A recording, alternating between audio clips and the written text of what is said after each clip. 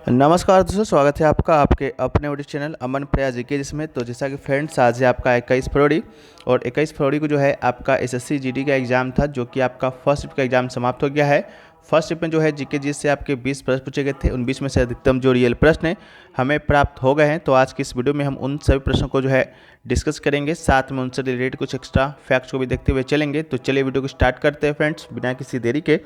इससे पहले अगर आप लोग चैनल पे नए हैं, चैनल को आप लोग सब्सक्राइब कर लीजिएगा। अगर आप लोग सब्सक्राइब किए हुए हैं तो नोटिफिकेशन बेल को जो है ऑल पर आप लोग क्लिक कर लीजिएगा। और इसका जो पीडीएफ है आपको टेलीग्राम पर हर दिन मिल जाता है, तो वहीं पर आपको मिलेगा। उसका भी जो लिंक है डिस्क्रिप्शन में दिया गया है, तो जाइए और उस पीडीएफ का जो है आप लोग लाभ उठाइए। तो हम लोग शुरू करते हैं आज के पहले प्रश्न से। तो आज का जो हमारा पहला जो प्रश्न है वो जो पूछा गया फ्रेंड्स, वो पूछा गया कि भारत तिब्बत सीमा यानी कि आईटीबीपी के महानिदेशक कौन है 2024 में। तो इसका जो राइट आंसर होगा आपका संजीव रैना, आपका राइट आंसर हो जाएगा। अभी हाल ही में जो है संजीव रैना को आईटीबीपी का जो है अतिरिक्त महानिदेशक यानी कि एडीजी जो है नियुक्त किया गया था। इसके अलावा 1987 बैच के वो आपके वरिष्ठ अधिकारी हैं और वो भोपाल में बल के केंद्रीय मुख्यालय में महानिरीक्षक यानी कि आईजी के रूप में भी जो है वो नियुक्त किए गए थे उससे पहले। और यह आईटीबीपी के इतिहास में इस पद पर पहुंचने वाले वो दूसरे अधिकारी हैं जो भारतीय पुलिस सेवा या आईपीएस से नहीं हैं। आमतौर पर एडीजी पद पर आईपीएस अधिकारी की नियुक्ति ही की जाती है। इसके अलावा भारतीय तिब्बत सीमा पुलिस आईटीबीपी की बारे में बात करते हैं तो इसकी स्थापना जो है वर्ष 1962 में भारत चीन युद्ध के बाद हुआ था। और वर्ष 1962 में स्थापित 7 केंद्रीय सशस्त्र पुलिस बलों में से यह एक है। और इसका जो मुख्य कार्य है पर्वतीय युद्धों को संभालना था और पर्वतीय सीमाओं की रक्षा करना भी प्रमुख था। और भारत तिब्बत सीमा पुलिस का एक सीमा रक्षक बल है, तो इसको भी आप याद रखिएगा। वीडियो में आगे बढ़ते हैं, लेकिन उससे पहले दोस्तों आप लोग को बताते हुए चलें कि किसी भी एग्ज़ाम को देने जाने से पहले जो है मॉक टेस्ट कितना इंपॉर्टेंट हो जाता है। और मॉक टेस्ट के साथ अगर आपको पीवाईक्यू मिल जाए तो इस सोने पर सुहागा हो जाता है। और ये दोनों चीज़ें जो हैं आपको कहाँ मिलती हैं, तो ये दोनों चीज़ें आपको टेक्स्ट बुक में मिलता है, जो कि अब तक के मार्केट में आप लोग के लिए जो है सबसे ज़्यादा बेस्ट है। और अभी जो है इस फ्यूचर ऑफिसर सेल भी चल रहा है, तो अगर इनका ईयरली का टेक्स्ट बुक 5 प्रो अगर आप लोग परचेस करते हैं तो आपको जो है मात्र 615 रुपये में ये मिलने वाला है। साथ में कूपन कोड APG यूज़ कीजिएगा तो आपको जो है 12% का एक्स्ट्रा ऑफ भी मिल जाएगा। और अगर आपका सिलेक्शन हो जाता है तो आप इनसे जो है अपना पूरा रिफंड भी ले पाते हैं। और टेक्स्ट बुक की सबसे बड़ी जो खास बात है कि आप एक पास लेते हैं और आपको सारे एग्ज़ामों का एक्सेस मिल जाता है। चाहे आपको एग्ज़ाम SSC का हो, बैंकिंग का हो, रेलवे का हो, डिफेंस का हो, स्टेट लेवल का हो, लगभग आपको 800 प्लस एग्ज़ामों का 80,000 प्लस मॉक टेस्ट का जो एक्सेस है वो आपको मिल जाता है। तो आप लोग जाइए, कूपन कोड APG यूज कीजिए, लिंक डिस्क्रिप्शन में दिया गया है। और जो है कमेंट सेक्शन में भी पिन किया हुआ रहेगा।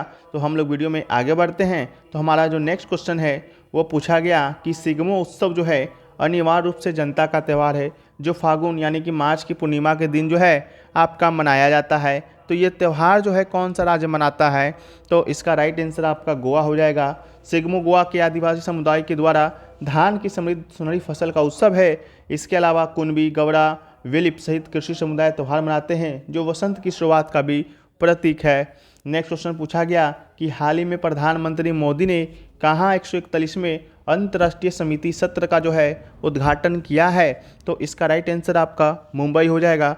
प्रधानमंत्री ने मुंबई में 141वें अंतर्राष्ट्रीय ओलंपिक समिति IOC सत्र का उद्घाटन किया है। और भारत में IOC का सत्र करीब 40 वर्षों के अंतराल के बाद आयोजित किया जा रहा है। और प्रधानमंत्री ने भारत की प्राचीन खेल विरासत का जो है वैज्ञानिक प्रमाण प्रस्तुत किया। और उन्होंने धौलावीरा यूनेस्को विश्व धरोहर स्थल का भी उल्लेख किया। और 5000 वर्ष पुराने इस नगर की शहर योजना में खेल के बुनियादी ढांचे के संदर्भ में भी जो है इन्होंने चर्चा किया था। नेक्स्ट क्वेश्चन पूछा गया था कि निम्नलिखित में से कौन मौलिक अधिकार नहीं है, जिसमें से आपका ऑप्शन में संपत्ति का अधिकार दिया गया था। भारतीय संविधान का भाग 3 जो है मौलिक अधिकारों से संबंधित है। मौलिक अधिकारी जो है वो आपका न्याय संगत है। और सरदार वल्लभ भाई पटेल को भारत में मौलिक अधिकारों का जनक माना जाता है। मूल संविधान में मौलिक अधिकारों की संख्या या श्रेणी 7 थी, लेकिन संपत्ति के अधिकार को 1978 में मौलिक अधिकार की सूची से हटा दिया गया था और इसे भारतीय संविधान के 44वें संशोधन के द्वारा हटाया गया था। और विलोपन से पहले संपत्ति का अधिकार जो है अनुच्छेद 31 के तहत शामिल था, लेकिन वर्तमान में संपत्ति का अधिकार जो है कानूनी अधिकारी के तौर पर अनुच्छेद 300 के ए में आपका शामिल है। इसके अलावा वर्तमान में मौलिक अधिकार की बात करते हैं तो समानता का अधिकार है, स्वतंत्रता का अधिकार है, शोषण के खिलाफ अधिकार है, धर्म की स्वतंत्रता का अधिकार है, सांस्कृतिक और शैक्षिक अधिकार है और संवैधानिक उपचारों का अधिकार है। अगर इन सब के अनुच्छेदों की जब हम लोग बात करते हैं तो समानता का अधिकार अनुच्छेद 14 से 18 है, स्वतंत्रता का अधिकार अनुच्छेद 19 से 22 है, शोषण के खिलाफ अधिकार 23 और 24 है, धर्म की स्वतंत्रता जो है 25 से 28 तक में है और सांस्कृतिक और शैक्षिक अधिकार 29 और 30 में है और संवैधानिक उपचारों का अधिकार अनुच्छेद 32 में है। और इसी अनुच्छेद 32 को जो है बाबा साहेब भीमराव अम्बेडकर ने जो है संविधान का हृदय व आत्मा कहा था। इस बात को भी याद रखिएगा। इसी अनुच्छेद के तहत जो है सुप्रीम कोर्ट आपका 5 प्रकार का रीट जारी करता है और यही 5 प्रकार का रीट हाई कोर्ट जारी करे तो अनुच्छेद 226 के तहत करता है। इस बात का भी आप ख्याल रखिएगा। बाकी वीडियो में हम आगे बढ़ते हैं तो हमारा जो नेक्स्ट क्वेश्चन है कि तक्षशिला जो है वो आपका किस महाजनपद की राजधानी है। ये इस टॉपिक की जब हम लोग बात करते हैं तो ये टॉपिक भी जो है हमारे द्वारा जो 40 इम्पॉर्टेंट टॉपिक का जो ईबुक बनाया गया है विथ MCQ प्रश्नों के साथ, आप महाजनपद नाम से एक आपका अलग टॉपिक ही उसमें मिलता है। जो लोग लिए होंगे वो लोग जानते होंगे, उसमें ही हमने सारे राज्यों की राजधानी, सारे महाजनपदों की राजधानी के बारे में चर्चा कर दिया था। तो तक्षशिला का राजधानी आपका गंधार है।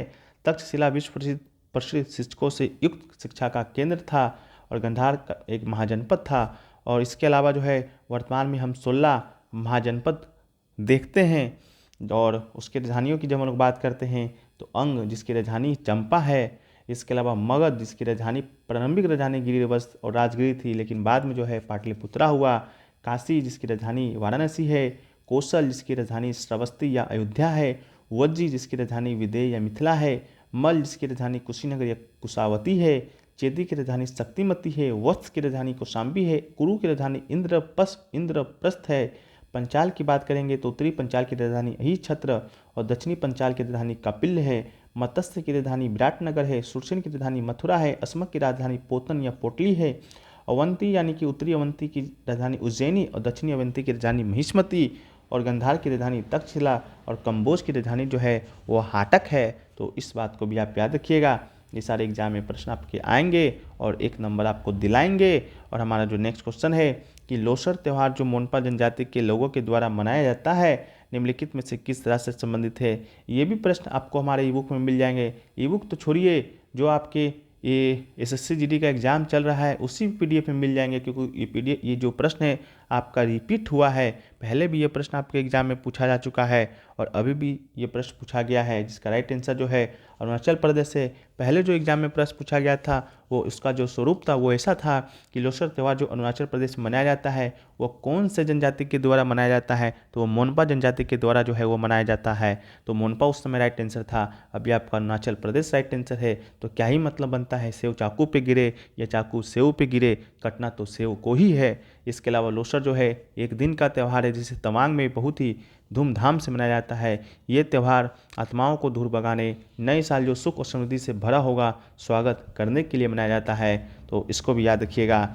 नेक्स्ट क्वेश्चन देखिए, पूछा गया कि भारत के राष्ट्रपति के द्वारा बुलाई गई जो संयुक्त बैठक है उसकी अध्यक्षता है वो निम्नलिखित में से कौन करता है। हो सकता है कि आपके क्वेश्चन में यही पूछा गया हो कि संयुक्त बैठक जो है वो कौन बुलाता है।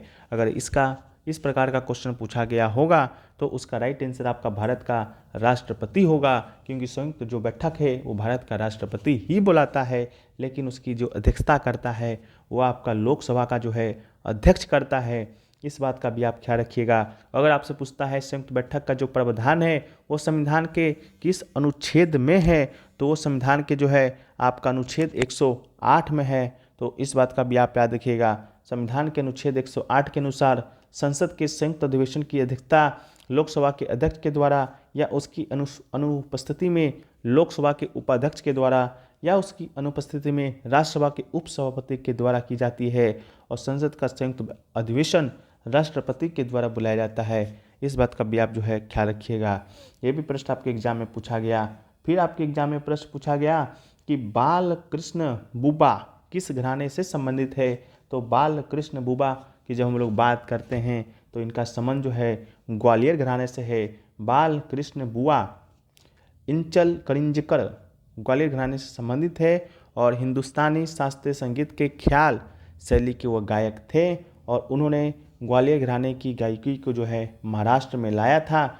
और भारत के कुछ प्रमुख संगीत घराने की जब हम लोग बात करते हैं तो किराना घराना से संबंधित कुछ प्रमुख संगीतकारों को देखें तो आपका भीमसेन जोशी हो गया, इसके अलावा जो है गंगूबाई हंगल हो गया, इसके बाद रोशन आरा, नत्रे खां, अब्दुल वाहिद खां, अब्दुल करीम खां, तारा पद चक्रवर्ती, काले खां, हीराबाई बड़ोदर, बालकृष्ण बुब्बा, सरस्वती राणे, प्रभा अत्रे, ये सभी का संबंध किराना घराने से है। बनारस घराना से बात करते हैं तो शिव नारायण मिश्रा, राजन साजन मिश्रा, रसूल भाई, इमाम भाई, मोती किशोर, सिद्धेश्वरी देवी, सितारा देवी, किशन महाराज, पंडित रविशंकर, मुश्ताक अली खां, बिस्मिल्ला खां, गिरिजा देवी, इन सभी का संबंध जो है बनारस घराना से है। आगरा से फयाज खां है, पंडित विश्वभरिदिन है, सफ़ी अहमद है, दीपाली नाग है, मधुरे गोस्वामी है, आता हुसैन खान है, अमानत अली है, भास्कर बुबा बखले है, केजी गिंदे है, स्वामी वल्लभ दास है, गोविंद राव टेम्बे है, लखनऊ घराना से विंदादीन है, इसके अलावा शंभू महाराज है, इसके अलावा जो है आपका अच्छन महाराज है, इसके अलावा लच्छू महाराज, बेगम अख्तर है, सदिक अली खां है, कोदेऊ सिंह है, धुब्र तारा सोशी है, पंडित अयोध्या प्रसाद है, दुल्हे खां है, कालका महाराज है, जोश भाई और धत्रो भाई है, इस बात को भी याद रखिएगा। इसके अलावा ग्वालियर घराना से बात करेंगे तो हस्सू खां, हद्दू खां, नथु खां, नथन पीरबख्श, बालकृष्ण बुआ, ठीक है। तो एक आपका बालकृष्ण बुआ है जिनका संबंध ग्वालियर घराना से, एक आपका बालकृष्ण बुब्बा है। तो देखिएगा आपके ऑप्शन में, आपके क्वेश्चन में क्या दिया गया था। एक आपके पंडित विष्णु दिगंबर है, ओंकार नाथ ठाकुर है, विनायक नाथ पटवर्धन है, नारायण राव है, बिना सहस्त्र बुद्धे है। इसके अलावा जो है आपका बड़े मोहम्मद खां हो गए, मलिनी रजू रक्कर हो गए, इन सभी का संबंध ग्वालियर से है। अतरौली से कैसर भाई केरकर है, मोंगू भाई कुद्रिकर है, मल्लिकार्जुन मंसूर है, किशोरी अमोनकर है, अश्वनी वीरे देशपांडे है, अलदिया खान है, इन सभी का संबंध जो है अतरौली घराने से है। तो इसको भी जो है याद रखिएगा। इसके अलावा नेक्स्ट क्वेश्चन जो पूछा गया कि भारत के पड़ोसी देश में सबसे युवा आबादी जो है वो किस देश का है, जहां आपके ऑप्शन में जो है श्रीलंका, बांग्लादेश, नेपाल, पाकिस्तान दिया गया था, जिसमें से राइट आंसर जो है आपका बांग्लादेश होगा, ठीक है। भारत के पड़ोसी देशों में सबसे युवा आबादी जो है आपका बांग्लादेश का ही है।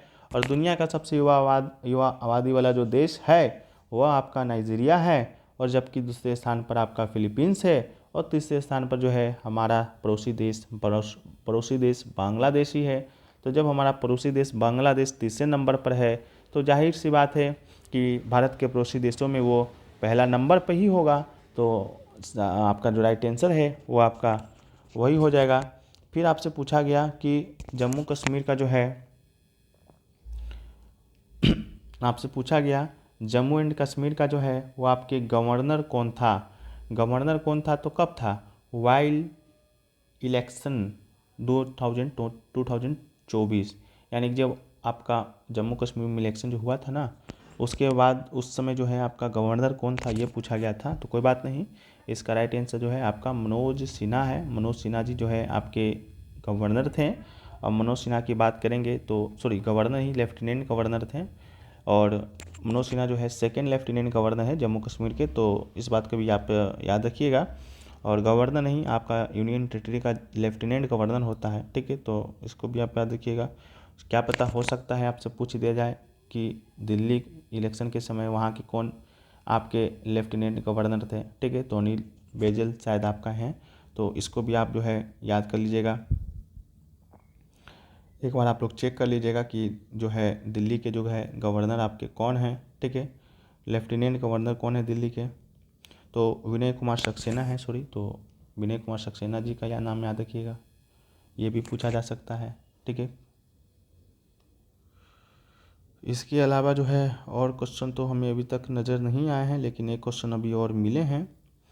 जैसा कि एक क्वेश्चन मिला है, विश्व सूत्री कार्यक्रम जो है किस पंचवर्षीय योजना से संबंधित है। ठीक है, तो विश्व सूत्री कार्यक्रम जो है, विश्व सूत्री कार्यक्रम पंचवर्षीय योजना पूछा गया था, तो उसका राइट आंसर आपका 10th पंचवर्षीय योजना होगा, यानी कि 10वीं पंचवर्षीय योजना से संबंधित जो है आपका विश्व सूत्री कार्यक्रम है। और इसी योजना के दौरान जो है आपका विश्व सूत्री कार्यक्रम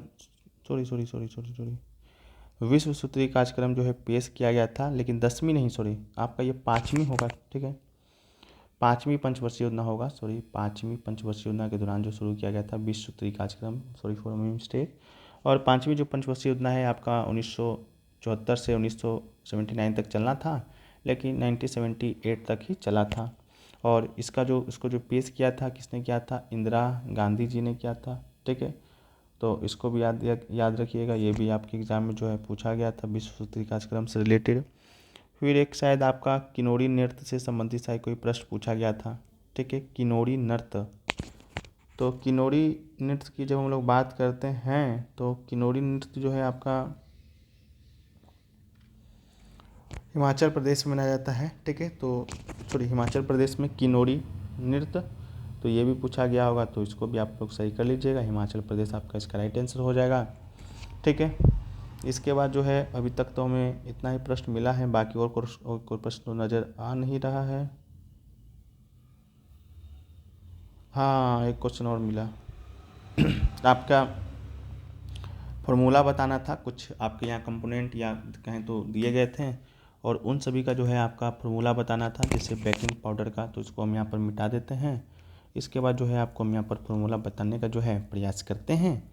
तो बेकिंग सोडा का फॉर्मूला आपसे पूछा गया था, तो इसको याद रखिएगा, बेकिंग सोडा का फॉर्मूला की बात करेंगे तो NaHCO3 हो जाएगा। इसके अलावा शायद नज़र आ रहा है कि आपका ब्लीचिंग पाउडर का भी पूछा गया था, तो ब्लीचिंग पाउडर का पूछा गया होगा तो CaOCl2 हो जाएगा। इसके अलावा शायद आपसे कॉमन सॉल्ट का भी पूछा गया था, तो कॉमन सॉल्ट का पूछा गया होगा तो NaCl हो जाएगा।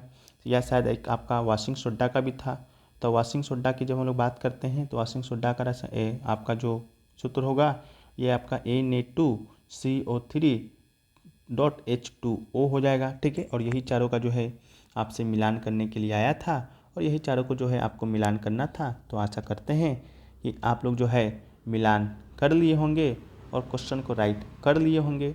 एक क्वेश्चन जो और पूछा गया कि ओशियन में जो है एसिडिटी इंक्रीज होती है किसके कारण। ठीक है, तो ocean is becoming more acidic due to increase level of carbon dioxide in the atmosphere. ठीक है, तो इसका राइट आंसर हो जाएगा increase level of CO2 in the atmosphere. इस कारण जो है आपका ओशियन जो है एसिडिटी हो जाता है। तो एक प्रश्न आपका ये भी पूछा गया। ठीक है, तो आशा करते हैं ये वीडियो आपको पसंद आया होगा। वीडियो पसंद आया है तो वीडियो को लाइक कर दीजिए, चैनल पर नए होंगे चैनल को सब्सक्राइब कर दीजिए, और अभी तक के SSC एग्जाम में हुए प्रश्नों का PDF लेना चाहते हैं आज तक का, 21 तारीख तक का, तो आप इसे ले सकते हैं। 2 व्हाट्सएप नंबर है, दोनों में से किसी एक पर संपर्क कीजिएगा, आपको जो है मात्र 25 रुपये में मिल जाएगा। हिंदी और इंग्लिश दोनों लैंग्वेज में उपलब्ध है, सैंपल आप यहाँ पर देख सकते हैं। अगर साथ में 40 इंपॉर्टेंट टॉपिक्स वाइज प्रयास ई बुक को लेना चाहते हैं विद MCQ प्रश्नों के साथ, तो भी इसे आप ले सकते हैं, जो कि आपके आगामी सभी एग्जामों के लिए इंपॉर्टेंट होगा। और दिसंबर 2024 तक का है जो मटेरियल इसमें अपडेट किया गया है, और हिंदी इंग्लिश दोनों लैंग्वेज में भी ये उपलब्ध है। और इसे तो आम दिनों में इसका प्राइस 199 था, लेकिन अभी के लिए मात्र 49 रुपये है। और इसको अगर परचेस करते हैं तो इसके साथ आपका जो GD का PDF होगा आज तक का, वो आपको फ्री दिया जाएगा। और व्हाट्सएप नंबर 2 यही है, दोनों में से किसी एक पर संपर्क कीजिएगा तो आपको ये PDF जो है मिल जाएगा। बाकी वीडियो पसंद आया है, वीडियो को लाइक करते हुए चलिए, चैनल पे अगर आप लोग नए हैं चैनल को सब्सक्राइब करते हुए चलिए। मिलते हैं हम लोग नेक्स्ट वीडियो में, जब तक के लिए जय हिंद फ्रेंड्स।